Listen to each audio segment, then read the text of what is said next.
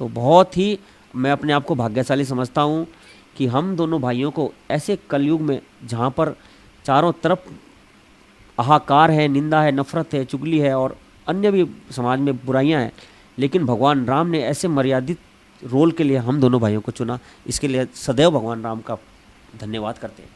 तो कई लोग हमारे घर पे आए कि धन्य है तुम्हारे माँ बाप कि जिन्होंने ऐसे बच्चों को जन्म दिया। तो वो एक श्रद्धा जो है मन में थी, वो दबी हुई श्रद्धा है, वो बाहर आ गई।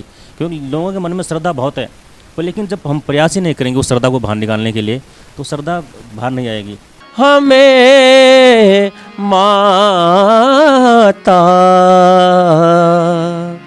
बता दी जे हाँ पिताजी कैसे व्याकुल है। जो भगवान श्री राम की जो लीला है, उनमें कौन सा किरदार ऐसा है जो आपको सबसे ज़्यादा पसंद है? भगवान राम की लीला में जो मेरा पसंदीदा किरदार है वो होता है केवट जी का। नमस्कार, मैं हूं राजेश पांडे। आज मैं पहुंचा हूं रायपुर ब्लॉक के गांव बड़ासी में, जो देहरादून ज़िले में आता है, और यहां मैं मुलाकात कर रहा हूं श्री गणेश भारती जी से और श्री उपदेश भारती जी से। गणेश भारती जी और उपदेश भारती जी दोनों भाई हैं और रंगमंच की दुनिया में अगर कहें तो ये राम लक्ष्मण हैं।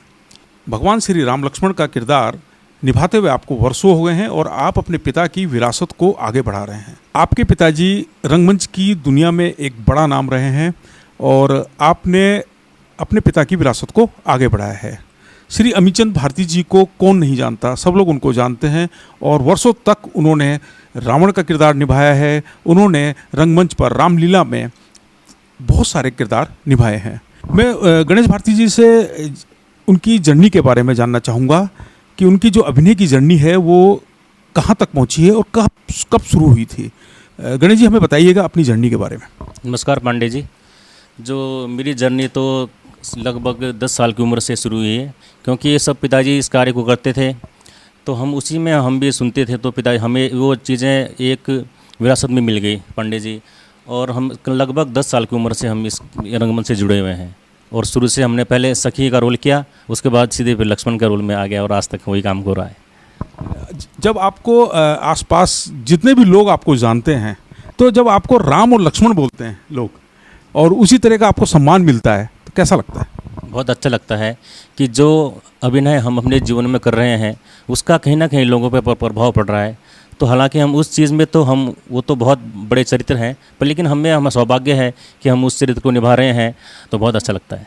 उपदेश जी, मैं आपसे जानना चाहूँगा कि आप भगवान श्री राम का जो है अभिनय करते हैं रंगमंच पर, तो जब आप इस अभिनय को करते हैं उस दौरान आप किन तरह के प्रयास करते हैं? नमस्कार पांडे जी, मैं बहुत बहुत धन्यवाद करना चाहूँगा आपका कि आपने हमें मौका दिया अपने चैनल के माध्यम से।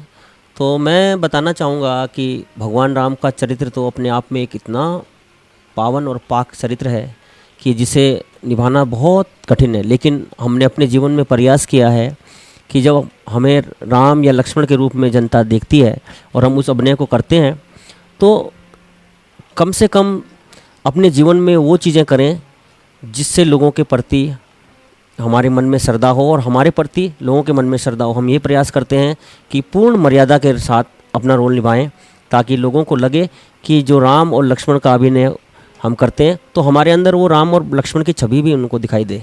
तो यही प्रयास रहता है। बहुत अच्छा प्रयास आप लोग कर रहे हैं और आप लोगों ने उस मानदंडों को, उन मानकों को स्थापित करने के लिए बहुत बड़ी पहल की है, जो हमारी परंपराओं को आगे बढ़ाते हैं। और मैं आपसे ये जानना चाहूँगा गणेश जी की, अब जब श्री लक्ष्मण जी का अभिनय करते हैं तो उस दौरान आप कुछ चौपाइयों को भी का भी गायन करते हैं, तो आपके लिए आप किन चौपाई को, कौन सी चौपाई ऐसी है जो आपको लगता है कि मैं वास्तव में भगवान श्री लक्ष्मण का अभिनय कर रहा हूँ? जैसे धनुष यज्ञ में चौपाइयाँ होती हैं, उसका ऐसे जब वो धनुष का सीन दृश्य आता है, तो जब जनक लक्ष्मण जी को या क्षत्रिय वंश के लिए कहता है कि क्षत्रिय वंश का खात्मा हो गया है, तो उस समय मन में ऐसा होता है कि हम बिल्कुल वही हैं। वही क्रोध अंदर से उत्पन्न होता है कि जनक को हम क्या कर दें। तो इस तरह से जो चौपाइयाँ हैं मैं आपको सुनाऊँगा।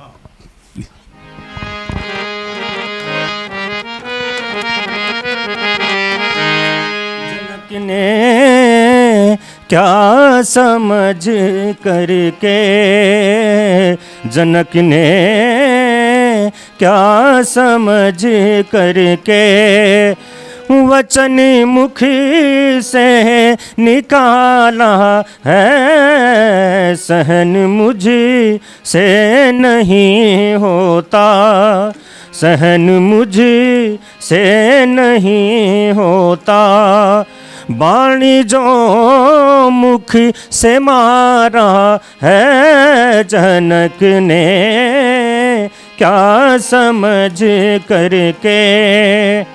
जहाँ रघुवंशी बैठे हो, करे फिर ऐसी बातें क्यों। जहाँ रघुवंशी बैठे हो, करे फिर ऐसी बातें क्यों। श्री मिथिलेश ने स्वामी ये क्या मन में विचारा है, जनक ने क्या समझ करके। अच्छा, मैं एक जानकारी चाहूँगा सर आपसे, जो भगवान श्री राम की जो लीला है उनमें कौन सा किरदार ऐसा है जो आपको सबसे ज़्यादा पसंद है? भगवान राम की लीला में जो मेरा पसंदीदा किरदार है वो होता है केवट जी का, कि जब भगवान श्री राम, लक्ष्मण और माता सीता जो है गंगा के तट पर पहुंचते हैं, तो वहाँ पर जो केवट जी होते हैं वो उनको पहचान नहीं पाते। तो उन्हें लगता है कि ये कोई आम नागरिक हैं, और जब उन्हें पता चलता है कि जब वो परिचय मांगते हैं भगवान श्री रामचंद्र जी से और उन्हें पता चलता है कि ये तो अवध के राम हैं, तो उन्हें मन में संशय हो जाता है, अरे ये तो वही राम है जिनके पैर लगाने से जो है पत्थर नारी बन गई थी। तो उस दौरान बहुत ही सुंदर उनका अभिनय होता है और उनके मन में ये श्रद्धा भाव अपने भगवान के प्रति होती है। तो जब नाव पार लगाने के बाद उनसे उतराई के लिए नंबर आता है, तो वो उतराई लेने से मना कर देते हैं कि प्रभु मैं उतराई नहीं लूँगा, क्योंकि आप भी खेवनहार हो और मैं भी खेवनहार हूँ, तो हम दोनों एक ही हुए। तो मैंने आपको इस युग में पार कराया है, और जब मैं आपके पास उस समय आऊँगा जब मेरा जीवन का अंतिम समय आएगा, तो आप मुझे भवसागर की नैया से पार कराना। तो बहुत ही सुंदर और मार्मिक ये सीन होता है। तो यहाँ पर एक कोई चौपाई जो आपको जी, यहाँ पर एक चौपाई भी होती है राम जी की। तो राम जी कहते हैं, लेके वटी अपनी उतरा आई, हाँ लेके वटी अपनी उतरा आई, हाँ हाँ हाँ और नहीं कुछ मोह पर भाई,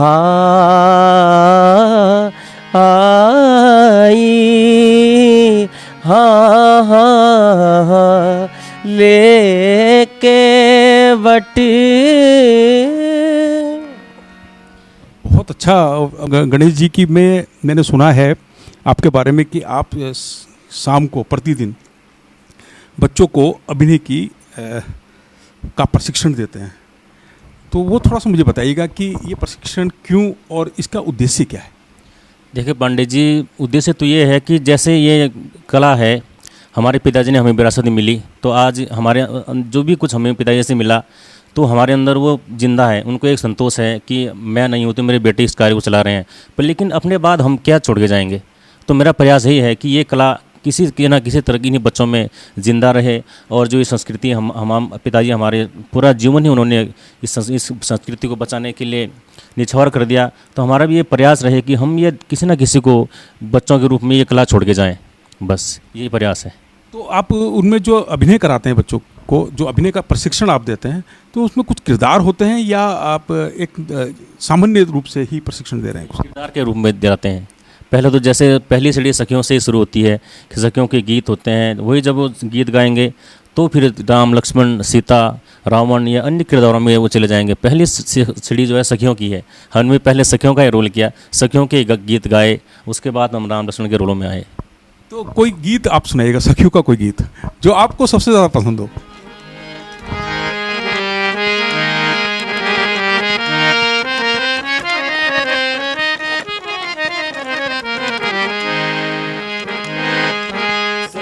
देखो ये बागे बहारे अजीब, सखी देखो ये बागे बहारे अजीब, उड़ा जाता है पावन में दामन रकीब, उड़ा जाता है पावन में दामन रकीब, सखी देखो ये बागे बहारे अजीब, सखी देखो ये बागे बहारे अजीब।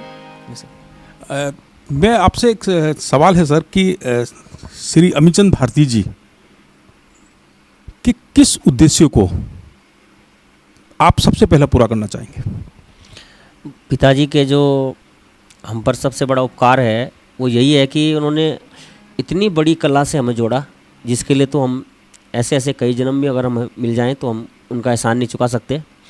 बस यही प्रयास है कि उनका उद्देश्य यही था कि ये जो रामलीला रंगमंच की जो लोक कला है, जिसको उन्होंने पूरे जीवन संवारने और संजोने का कार्य किया, उस कला को हम बरकरार रखें। और इसी उद्देश्य से हमने अपने गांव में लगभग 20 वर्षों से बंद हुई रामलीला को प्रारंभ करके आप इस वर्ष हम चौथे वर्ष में कदम रखने जा रहे हैं और बहुत सहयोग हमें पूरे कलाकारों का मिल रहा है। और इस कार्य को हम चाहते हैं कि जीवन के अंत श्वास तक हमने अपने पिताजी के लिए हमारी श्रद्धांजलि यही है कि उनके जो जीवन में जो उन्होंने अपनी कला को जनमानस तक पहुंचाया, उस कला का अगर हम 10% भी जनता तक पहुंचा पाए तो ये सबसे बड़ी श्रद्धांजलि हमारी उनके लिए रहेगी। ये आपने बहुत अच्छी जानकारी दी है कि आप अपने पिता के जो उन्होंने जो मानक स्थापित किए हैं, उनके जो उद्देश्य हैं, उनको पूरा करने के लिए आप दोनों भाई दिन रात प्रयत्न कर रहे हैं। मैं सर आपसे एक सवाल है मेरा कि जो आप रामलीला मंचन जो हर साल होता है, तो उनकी जो तैयारी है वो क्या वर्ष भर होती है या आप जो है कुछ माह पहले ही उनकी तैयारी शुरू? नहीं सर, वो कुछ माह पहले शुरू होती है। जैसे रामलीला की डेट निश्चित हो जाती है तो उससे 15 दिन पहले, लगभग 15 दिन या 20 दिन की हम रिहर्सल करते हैं, क्योंकि ये कंटिन्यू काम चलता नहीं है। अब जैसे शुरू होती है उसमें कोई भूल विसर है वो सब उसमें कंप्लीट हो जाता है, तो कम से कम 15 दिन पहले हमारी रिहर्सल शुरू होती है। अच्छा, उसमें तैयारियाँ को लेकर जो है, जो आप लोग श्री रामलीला मंचन जब आप कर रहे हैं, आप बता रहे हैं कि 20 साल पुरानी जो रामलीला जो 20 साल से बंद थी, आप लोगों ने उसकी शुरुआत कराई, किन चुनौतियों का सामना आपने किया? देखो जी पांडे जी, चुनौतियाँ तो बहुत आई। वो चुनौतियाँ जनता के सहयोग के रूप में भी थी, क्योंकि जनता को लग रहा था कि इतना बड़ा कार्य कैसे होगा, लेकिन भगवान राम का ये आशीर्वाद है कि जैसे हमने कदम बढ़ाया तो रास्ते खुलते चले गए। और बहुत सारी दिक्कतें आई। हमारे पास जगह की समस्या थी, हमारे पास ड्रेसें नहीं थी, हमारे पास बहुत सारी व्यवस्थाएं बनाने के लिए धन की भी आवश्यकता नहीं थी, तो वो धन रूपी भी आगे रास्ते में बाधाएं आ रही थी कि धन की भी बहुत ज़रूरत थी। लेकिन भगवान राम का आशीर्वाद ऐसा बना कि धीरे धीरे सारी चीज़ें होती चली गई और धन से भी हम सबल हुए, जनता का भी सहयोग मिला, रामलीला के लिए जगह भी मिल गई और सारे कार्य अच्छे होते रहे और बहुत ही अच्छा आयोजन हुआ जो लोगों ने बहुत सराहना की। और अब हम इस बार चौथे वर्ष में कदम रखने जा रहे हैं और इस बार भी रामलीला की हमारी तैयारियां अब शुरू होने वाली हैं और लगभग 15 तारीख अगस्त से हम अपना रामलीला का अभ्यास भी शुरू करेंगे 15 दिन का, और एक सुंदर रूप में इस बार आपको रामलीला देखने को मिलेगी। गणेश जी, जो बड़ासी गांव है, बड़ासी गांव को थिएटर का गांव कहा जाता है, तो कुछ बताएंगे इसके बारे में कि क्यों कहा जाता है इसको थिएटर का गांव? क्योंकि ये रामलीलाएँ तो बाद में शुरू हुई। पहले एक ड्रामेटिक क्लब था, पिताजी ने जो यहाँ पे शुरुआत की तो ड्रामों की शुरुआत की थी, तो सारे कलाकार यहाँ ड्रामों के होते थे, क्योंकि उसमें पैसा भी कम लगता था, समय भी कम लगता था, क्योंकि रामलीला के लिए तो कम से कम 8 या 9 दिन का प्रोग्राम होता था, और ड्रामे ये हैं कि 2 दिन के ड्रामे हो गए, तो उसमें पैसा भी कम लगता है, समय भी कम लगता था, तो इसलिए पहले ड्रामे होते थे और पूरे कलाकार यहाँ ड्रामे के कलाकार थे। लेकिन धीरे धीरे पिताजी ने यहाँ रामलीला शुरू की, तो आज ड्रामे तो हमने भी ड्रामे नहीं किए, अपनी उम्र में देखे नहीं ड्रामे, लेकिन रामलीलाएँ हो रही हैं तो हम उनको ज़िंदा रखने की कोशिश करेंगे। जो ड्रामे हैं वो कुछ खास ड्रामों के बारे में बताएंगे कि कौन कौन से ड्रामे होते थे? वो ड्रामे थे वीर अभिमन्यु, महाभारत हो गया, और में थे शायद कोई वो थे गरीब की दुनिया हो गया, सीता बनवास हो गया। सीता बनवास में तो हम दोनों भाई ने भी काम किया है, गरीब की दुनिया में काम किया है। भाई ने हसीना का और मैंने एहसान का रोल किया था, उसमें 2-3 बार अवसर मिला पिताजी साथ करने का। तो ये सौभाग्य मिला हमें कि हमें पिताजी का इतना साथ मिला और हम भी थोड़ा बहुत ड्रामे कर पाए उनके साथ। पर लेकिन मन में कहीं ना कहीं ये बात है कि हम जो ड्रामे की कला थी, वो जो ड्रामे के बोलने का तौर तरीका था, जो वो शैली थी, वो हम नहीं सीख पाए पिताजी से। बस यही हमें दुख है। गणेश जी, आप थोड़ा भावुक हो गए हैं, और एक बहुत इंटरेस्टिंग जानकारी मुझे मिली है आप लोगों से ही, थोड़ा सा उसके बारे में थोड़ा सा विस्तार से बताइएगा। मैं आपसे जानना चाहूँगा सर, आपने बताया कि पिछले साल जब कोरोना संक्रमण से हम लोग गुजर रहे थे, आपने रामलीला का जो श्रृंखला है उसको कायम रखते हुए आपने 1 दिन की रामलीला की थी, और उस 1 दिन के अभिनय में आपने पूरी जो श्री रामलीला है उसको आपने जिया था, वो थोड़ा सा बताइएगा। तो ऐसा हुआ पांडे जी कि कोरोना काल की वजह से जब कोरोना काल का दौर थोड़ा कम हुआ, तो नवंबर में थोड़ा सा स्थितियाँ जैसे सामान्य हुई, तो विचार बना कि क्यों ना हम भी अपने वर्ष को कंटिन्यू करते हुए रामलीला के लिए कुछ करें। लेकिन परमिशन रामलीला के लिए नहीं मिल रही थी, तो हमें प्रशासन से केवल 1 दिन का ही परमिशन मिला था, वो भी केवल 2-3 घंटे का। तो फिर विचार बना कि क्या किया जाए, तो सबकी बैठक हुई कमेटी की, और पिताजी भी उस समय मौजूद थे। तो पिताजी ने कहा कि कुछ ऐसा व्यवस्था बनाओ कि हम शुरू से लेके और लास्ट तक की रामलीला 2-3 घंटे में दिखाएं। तो काफ़ी प्रयास और मेहनत के बाद ऐसी स्क्रिप्ट तैयार की गई कि हमने राम जन्म से लीला को शुरू किया, और 3 घंटे के अंदर राम जन्म से लेके उसके बाद धनुष्यज्ञ, धनुष्यज्ञ के बाद विवाह, विवाह के बाद वनवास, वनवास के बाद सीताहरण, सीताहरण के बाद लंका दहन, लंका दहन के बाद रावण वध, और रावण वध के बाद राम राज्याभिषेक भरत मिलाप के साथ हमने किया। और एक इतिहास ही बन गया कि 3 घंटे में पूरी 15 दिन की जो रामलीला थी वो 3 घंटे में बड़ा सी ग्रांड की रामलीला ने करके दिखा दी। वो बहुत ही अच्छा मंचन रहा, सभी लोगों ने बहुत पसंद भी किया, और एक नई चीज़ सबके सामने आई, और समय के साथ समय का भी प्रयोग कर लिया कि कम से कम समय में भी लीला को इस रूप में देखा जा सकता है। तो ये बहुत अच्छा प्रयास था, इसके लिए मैं पूरे कलाकारों का भी धन्यवाद दूंगा, और अपने पिताजी का तो जितना धन्यवाद कर सके कम ही कम है। मैं अपने बचपन से देखता आ रहा हूँ कि मैंने भी रामलीला बहुत देखी है, और मैं देखता आ रहा हूँ कि कई जगह कई स्थलों पर रामलीला अब नहीं हो रही है। धीरे धीरे श्री रामलीला मंचन की जो परिपाटी थी, जो परंपरा थी, वो धीरे धीरे वो समापन की ओर बढ़ रही है। क्या अभिनय के लिए आपको जो पात्र हैं वो मिल पाते हैं सर? पांडे जी, इस समय सबसे बड़ी जो समस्या उभर के सामने आई है वो यही आई है कि रामलीला के लिए कलाकारों का मिलना बहुत ही मुश्किल हो गया है। इसका जो मुख्य कारण यही है कि जो युवा हैं वो अपनी संस्कृति की तरफ ध्यान थोड़ा कम दे रहे हैं, और हम अपनी रामलीला समिति की तरफ से ये प्रयास कर रहे हैं कि जो हमारे युवा हैं उनको हम आगे लाने का प्रयास कर रहे हैं, और हम काफ़ी हद तक सफल भी हुए हैं। हम अपने युवाओं को छोटे रोलों से बड़े रोलों की तरफ आगे बढ़ा रहे हैं। इसके लिए हमने बच्चों से स्टार्ट किया है। कुछ बच्चे हमारे पास ऐसे भी तैयार हुए हैं पिछले 2-3 वर्षों में कि जो आगे जिनसे हम राम लक्ष्मण का रोल भी करवा रहे हैं। तो ये एक बहुत बड़ी उपलब्धि है, और इसके लिए हमें बहुत खुशी है मन में, क्योंकि जैसे जब हम अपनी संस्कृति के बारे में अपने बच्चों से चर्चा ही नहीं करेंगे, जब रामलीला के बारे में बताएंगे नहीं, रामलीला मंचन करेंगे नहीं, तो लोगों को पता कैसे चलेगा कि रामलीला भी कोई चीज़ है। तो जब रामलीला स्टार्ट हुई गांव में, तो अब लोगों के मन में जिज्ञासा हुई, नई पीढ़ी के मन में भी बात आई है कि हमें भी आगे आकर कुछ करना चाहिए। तो इसमें धीरे धीरे प्रयास चल रहा है, और हम सफल भी हो रहे हैं। श्री रामलीला मंचन से हमारे समाज पर क्या प्रभाव पड़ता है, और वो कितना सकारात्मक है हमारे लिए? देखिए पांडे जी, प्रभाव तो बहुत पड़ता है, क्योंकि जब हम अपने गांव का ले लेते हैं, हम जब हमारे गांव में 20 साल से रामलीला बंद थी, और लेकिन जब रामलीला शुरू हुई तो लोगों के मन में एक श्रद्धा हुई है। जब उन्होंने पहली बार हमें देखा तो उनको केवल वही दृश्य याद आया कि जब कभी राम का युग रहा होगा तो ऐसे राम लक्ष्मण रहे होंगे। तो कई लोग हमारे घर पे आए कि धन्य है तुम्हारे माँ बाप कि जिन्होंने ऐसे बच्चों को जन्म दिया। तो वो एक श्रद्धा जो है मन में थी, वो दबी हुई श्रद्धा है, वो बाहर आ गई। क्योंकि लोगों के मन में श्रद्धा बहुत है, पर लेकिन जब हम प्रयास ही नहीं करेंगे उस श्रद्धा को बाहर निकालने के लिए, तो श्रद्धा बाहर नहीं आएगी। तो हम जब 2-3 साल से रामला हो रही है, तो लोगों के मन में बहुत श्रद्धा है और लोगों के मन में ये रहता है कि कब रामला शुरू होगी और कब हम महामंच मंचन पे जाएंगे।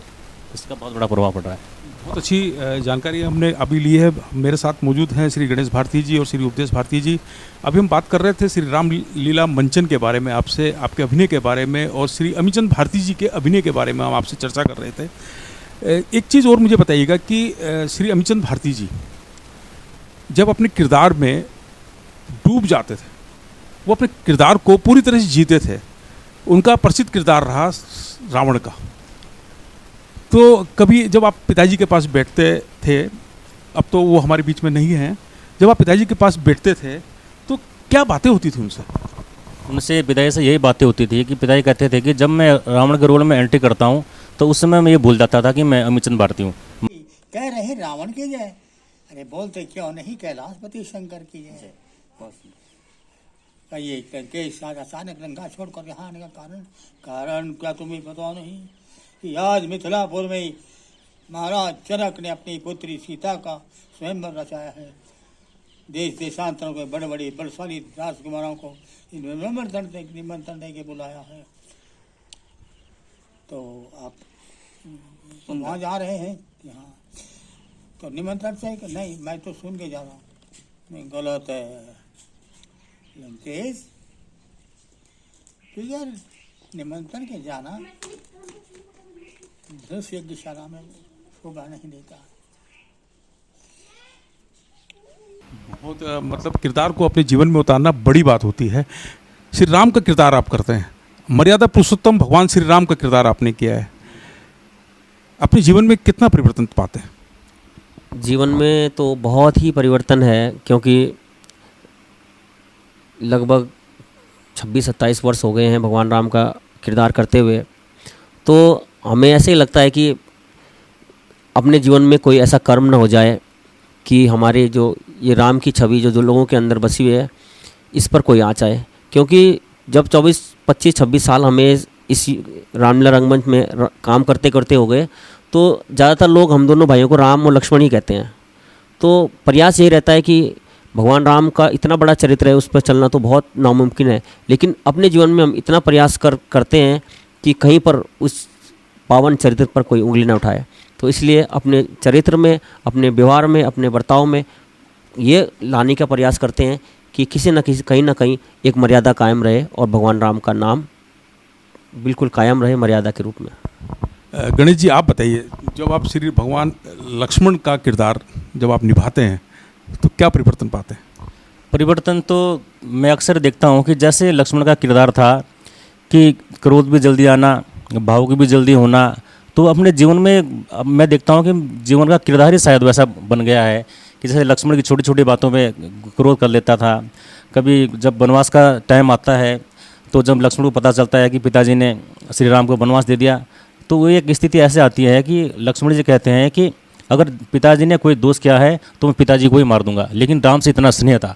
और जब क्रोध की बात आती है तो राम के अलावा लक्ष्मण को कुछ नहीं दिखता था। तो जीवन में भी कहीं ना कहीं वो चीज़ें आती हैं, क्योंकि जब 15-20-25-26 साल से हम वो किरदार निभा रहे हैं, क्योंकि किसी भी किरदार को करने के लिए उस किरदार को पढ़ना बहुत आवश्यक होता है। मान लो लक्ष्मण का किरदार है, जब हम लक्ष्मण के बारे में, उसके चरित्र के बारे में, उसके स्वभाव के बारे में जब हम नहीं जानेंगे तो वो किरदार हम नहीं निभा सकते। क्योंकि जब तक हमने उसके करैक्टर को नहीं पढ़ा तब तक वो जीवन में नहीं उतार सकते। तो जीवन में भी कहीं ना कहीं वो देखने को मिलता है कि जल्दी क्रोध आना, जल्दी भावुक होना, वो चीज़ें आ जाती हैं जीवन में। गणेश जी, मैं आपसे जानना चाहूँगा कि श्री रामलीला मंचन में 2 दृश्य मुझे भी बहुत भावुक करते हैं। एक दृश्य है भगवान श्री राम का वनवास, और दूसरा दृश्य वो है जब वो माता सीता की तलाश में वन वन में घूमते हैं। तो जब आप उस अभिनय को जीते हैं तो उसके बारे में थोड़ा सा मुझे बताइए।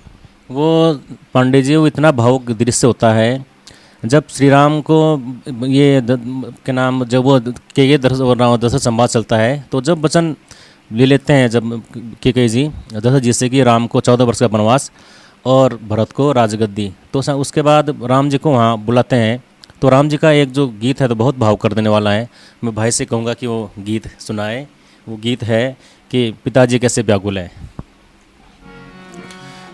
धन्यवाद पांडे जी। तो दृश्य ऐसा होता है कि जब दशरथ को वचनबद्ध होकर के अपना वचन पूर्ण करना होता है तो वो कहते हैं कि जाओ कैकेयी रानी, आपकी इच्छा के मुताबिक मैंने राम को वनवास दे दिया। और इतना कहते हैं वो मूर्छित हो जाते हैं और राम राम चिल्लाने लगते हैं। तो फिर वहाँ से कहते हैं कि भगवान राम को बुलाया जाता है दरबार में। तो राम जी आते हैं, पिताजी से कहते हैं पिताजी आप कैसे हो, आपकी हालत कैसी है। वो मूर्छित अवस्था में कुछ समझ नहीं पाते तो अपनी माता से पूछते हैं कि पिताजी कैसे व्याकुल है, हमें माता बता दीजिए, हाँ पिताजी कैसे व्याकुल है, हमें माता बता दीजिए, हाँ पिताजी के।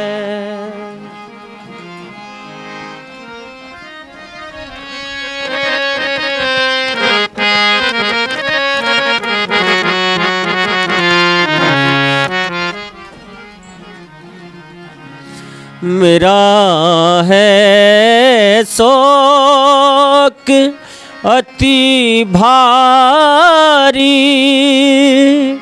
पिता की देख हालत को, हाँ मेरा है शोक अति भारी, पिता की देख हालत को, जो कारण कोप दायक हो, वही कारण बता दीजिए, हाँ पिताजी कैसे। तो इस तरह से भगवान राम अपनी माता से निवेदन करते हैं कि क्यों पिताजी की ये हालत हुई। तो तब कैकेयी माता बताती हैं कि बेटा आपको आपके पिताजी ने मुझे किसी समय 2 वरदान दिए थे और मैंने एक वरदान से अपने भरत के लिए राज और दूसरे वरदान से आपके लिए 14 वर्ष का वनवास मांग लिया।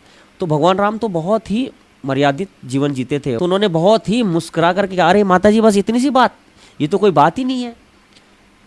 गद्दी पर मैं बैठूं या भाई भरत बैठे तो बात एक ही है। अगर आपने भरत को चुना है तो बहुत ही सौभाग्य की बात है और जैसा आप चाहती हैं मैं आपके वचनों को पूर्ण करने के लिए अभी बन की तैयारी करता हूँ। तो ये था भगवान राम का मर्यादित जीवन, जो कि संसार में कोई दूसरा नहीं जी सकता। आज के ज़माने में अगर ज़मीन का 1 इंच का कतरा भी अगर छोटा भाई ले ले तो बड़ा भाई कुछ भी करने को तैयार है। लेकिन वो क्या मर्यादा रही होगी कि भगवान राम ने केवल वचनों को पालने के लिए अपने पिता के मुख से वचन निकले कि आपको 14 वर्ष जाना है तो चले गए, और साथ में भैया लक्ष्मण भी चले गए, अपनी पत्नी को छोड़ दिया और अपने भाई के पीछे पीछे चले गए। ये मर्यादित जीवन केवल भगवान राम के युग में ही संभव है। तो बहुत ही मैं अपने आप को भाग्यशाली समझता हूँ कि हम दोनों भाइयों को ऐसे कलयुग में जहाँ पर चारों तरफ हाहाकार है, निंदा है, नफरत है, चुगली है और अन्य भी समाज में बुराइयां हैं, लेकिन भगवान राम ने ऐसे मर्यादित रोल के लिए हम दोनों भाइयों को चुना। इसके लिए सदैव भगवान राम का धन्यवाद करते हैं। ये बहुत अच्छी बात है सर। सर आप उस दृश्य के बारे में थोड़ा सा मुझे बताइएगा, जब आप उस दृश्य को जीते हैं, जब माता सीता को ढूंढते हुए वन वन आप भटकते हैं। तो उसमें तो जीवन में यही मतलब किरदार ये रहता है कि हमें लगता है कि माता सीता हमसे बिछड़ गई है तो जंगल जंगल भटकना। तो वही गीत आते हैं जवान पे कि एक गीत के द्वारा मैं आपको बताना चाहूँगा।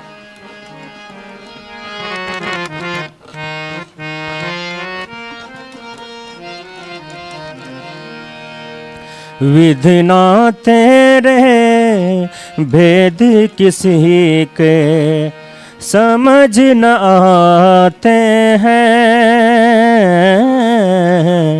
विधि ना तेरे भेद किसी के समझ न आते हैं।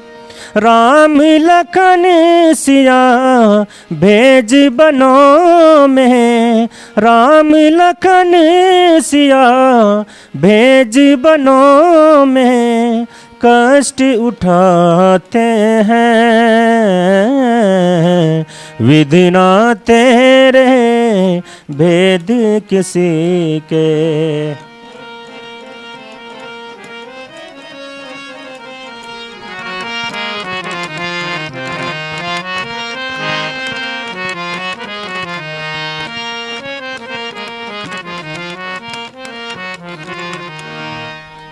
अति सुकुमारी जानकी सीता, अति सुकुमारी जानकी सीता, कोमल राम लखन है।